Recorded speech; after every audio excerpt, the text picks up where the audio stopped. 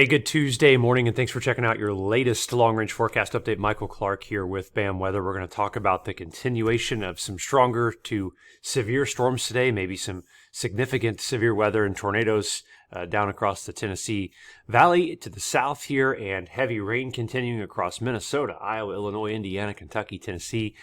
An active look here in the next, day or so, and then things really start to kind of calm down and cool off in a big way, including the potential for some frost in some spots later this week as some cold air settles in. So be sure to share it with a friend, subscribe to the YouTube channel, and we'll get right into it now for the latest. This is radar this morning.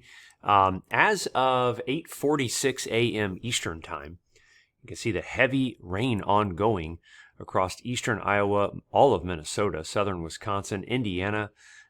Needed rains for many locations here this morning as the soils have gone very dry. But again, we're noticing some much needed rainfall.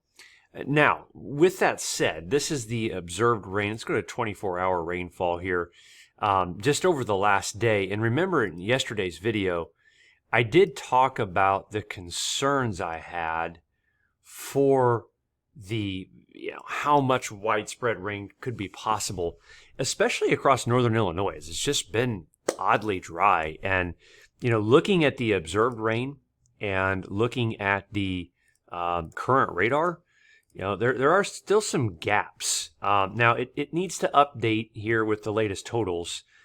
They're getting rain, don't get me wrong, but it hasn't been as widespread in other parts as it has been in other parts of the country. So it was an active day, a lot of rainfall yesterday, especially across eastern Nebraska, Kansas, Iowa, northern Missouri, into Arkansas, eastern Oklahoma down there. Those blues, anything blue or brighter, if you will, or darker, however you wanted to look at that, is 5 inches or more of rain. Even here, look at this northwestern Missouri, here near Mirable, Missouri, 6 inches of rain. So locally, we had some very heavy rainfall scattered about in nature, and it is moving to the east. And that's where today we're going to look at the potential for some severe weather. There's an enhanced risk across Kentucky, Tennessee, northern Mississippi, Alabama, and northwestern Georgia. The primary concern today will be the potential for damaging winds as these thunderstorms kind of congeal into more of a linear type setup. But nonetheless, there's certainly the potential also, though, for some stronger tornadoes. There is a significant tornado risk, around 10%, that those hatched lines indicate the potential for strong tornadoes of EF2 strength or greater, mainly across southern Kentucky, western Tennessee, and northern portions of Mississippi and Alabama. Okay, so there is the potential for severe weather further to the north, across Illinois and Indiana as well, and all modes of severe weather being possible, not as high as a risk here, if you will, as it is down to the south. So future rainfall prospects next 24 hours, you can see where the rain is forecast to fall using the Clarity platform. Again, you can access Clarity going to bamwx.com and either trialing the package or even doing the Clarity Home package, $99 a year. Gets this access to this amazing platform on your mobile device as well, iPad and all the things. Again, look, it's trying to put rain in here across northern Illinois. This is needed. Half inch to inch and a quarter. I don't think folks are going to be upset about that with the rainfall, at least possibly incoming. Let's look at the forecast today just in general, especially in the area where it pertains to the risk for severe weather. The morning wave moves out, and that's what's happening here this morning. There's still some strong thunderstorms here closer to the noon time frame and beyond across portions of Tennessee. But we start to see this clear out, and I'm going to change this here to the CAPE, the instability. And what happens is a little bit of a clearing tries to work in. In fact, over on Clarity, currently, we look at the visible satellite imagery, and it's trying to indicate at least the potential here for some clearing. You see that out here across portions of Illinois and Missouri. That's pure sunshine out there right now, and a dry slot working in. And what the HRRR model is doing is trying to basically rebound instability, or CAPE, if you will, in order to provide energy coming back into the area. So that right there would indicate that potentially the severe weather risk tonight can get back going as far north as Springfield to Indianapolis, with some isolated severe thunderstorm threats. Here you can see that firing up. Here's a 10 p.m. image. It's later tonight for sure, 10, 11, midnight, and then dying off rapidly there after midnight. All right, but you can see where the risk of thunderstorms would be possible to be severe. And again, look at that down there. We'll zoom in using the Synoptic platform. Such a neat platform here. 5, 6, 7 p.m. You can see some of these very strong storms where you have the indication of the updraft helicity swaths, rotating thunderstorms capable of producing tornadoes, hail, and damaging wind for sure. But again, you can see as that kind of bows out there, which is the reason for the wind threat further to the east. All right, so yeah, just a busy setup. But I would say right now, the biggest potential for storms to rotate and be severe, we'll go to the updraft helicity swath here. We'll turn that one off. Is going to be right here this evening. Again, with the best setup for widespread severe being in right in through here. If you ask the latest HRRR weather model, some of those could be strong again locally further to the north. So just something to keep in mind there. Okay. Looking beyond this into week 1 and week 2, again, remember we talked about a big cold front being possible. This is temperatures from normal week 1 on the top left, precip from normal week 1 top right. You can see where it's very wet. All right. Front comes through. Cold air sweeps in with it, keeps it cooler, but drier. See, most of week 2 is a much drier forecast. We'll go to the latest GFS, though, and we'll turn this off and go. I also love how easy it is to navigate clarity, or synoptic here, if you will, with temperatures. But look at overnight temperatures here getting into Wednesday morning, okay? Temperatures in the upper 30s. See those upper 30-degree readings? 33 degrees in North Bismarck. As soon as you see the blue pop in, that's the freezing indication. That's where temperatures get below freezing. We're not seeing any of that, but that front certainly being strong enough to bring that cold air down in there. Check that out. All right, this is Thursday morning. Upper 30s in northwest Iowa, even 40 degrees, 39 degrees. Getting into Friday morning. Again, you can see that spilling in down here into the Ohio Valley, the Great Lakes. 39 in Michigan.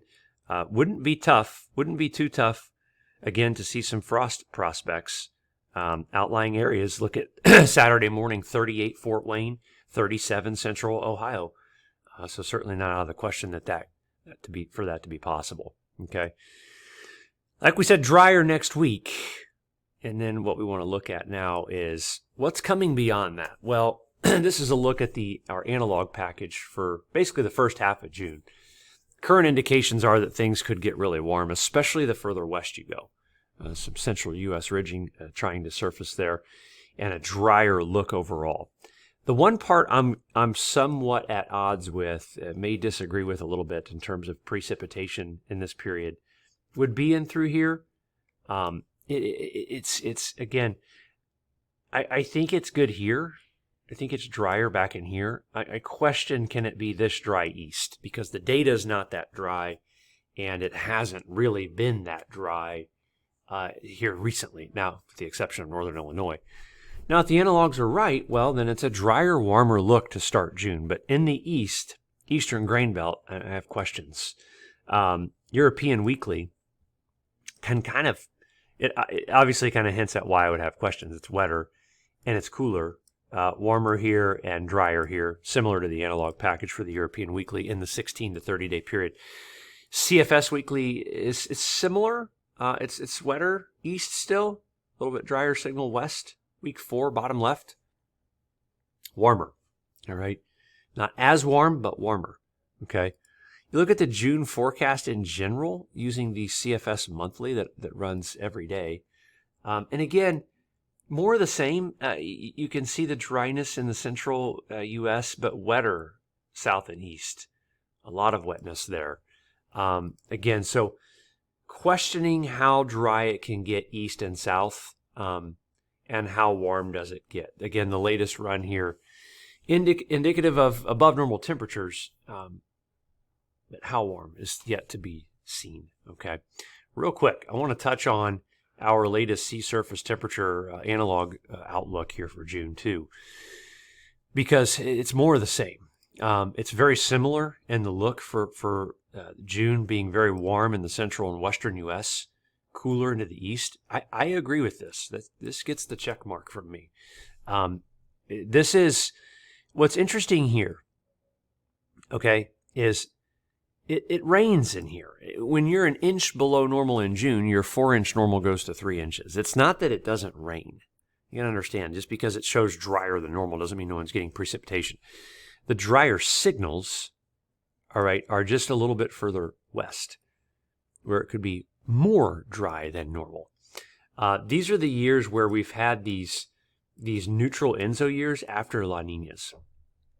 Okay, it's a cool neutral, if you will. It's the weather models, that's what they show. Since 2000. All right, that's June. Here's June, July, August. Again, I've said all along, I have no reason to change the idea that I think this is a good spot for crop this year, and I think you're in a good spot for rain. The wild card is Illinois. Is it as far east, or does it stay west of Illinois? That's the wild card. In this analog package, it's Illinois is included in the dryness. You can kind of see the core of the dryness here for summer, and these neutral ENSO years is right here. All right. Now, what's interesting is when you look at these 5 years and you look at the outcome for the corn crop and its yield, 4 of the 5 are above trend. Now, keep in mind that weather at that time, yielded a 176.4 in 2018.